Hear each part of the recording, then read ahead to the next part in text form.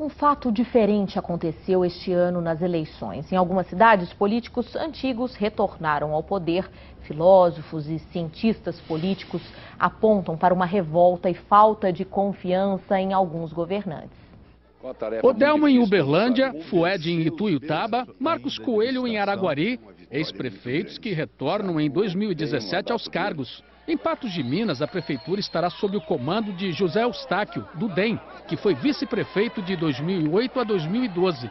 Todos eles estão na faixa ou até acima da faixa dos 70 anos e representam o retorno da política tradicional ao poder, segundo esse cientista político, professor da UFO.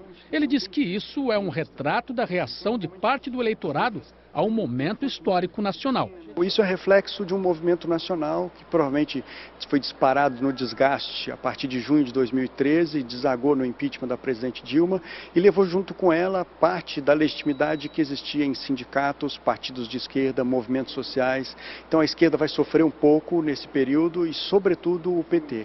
O cientista político afirma que pegou na hora do voto o antipetismo, como, entre aspas, a personificação da corrupção.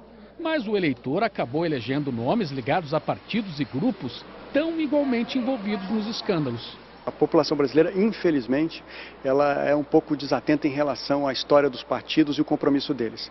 O PP é um dos partidos envolvidos na Lava Jato, é o partido do prefeito eleito, Odelmo, né? Então o partido teve vínculo com o governo Dilma e ele conseguiu sair ileso nesse processo.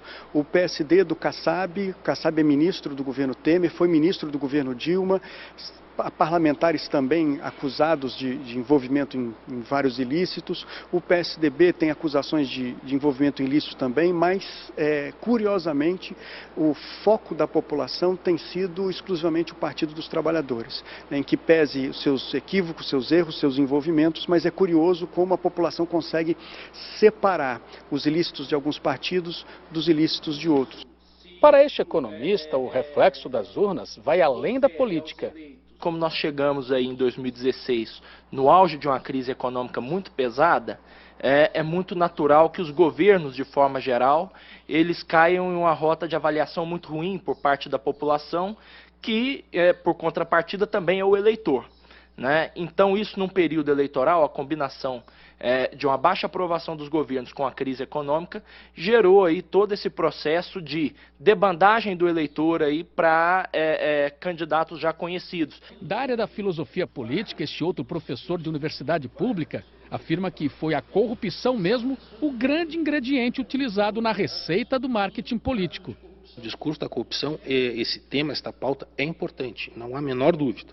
Agora, maximizar este tema é que isto sim foi mobilizado, né, por partidos e por atores políticos como uma forma de captar, de galvanizar a simpatia de eleitores que realmente, em um momento de dificuldade econômica, estão muito menos tolerantes a ouvir qualquer notícia de qualquer corrupção de quem quer que seja. E ele chama a atenção para um recado importante que uma parcela dos eleitores registrou nas urnas. E eu acho que nessas eleições um recado que foi dado pela população é de que não estão satisfeitos com a política e com os políticos e com as instituições. 30% na média nacional aproximadamente de abstenções de votos nulos é algo muito importante. E isso é derivado de uma campanha muito intensa de desvalorização da política e dos políticos.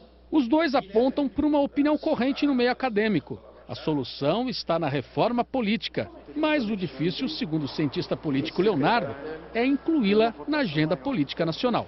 Eu acho que ela não entra na agenda tão cedo, e se entrar na agenda, entrará de maneira repartida, fragmentada e talvez produzindo até retrocessos.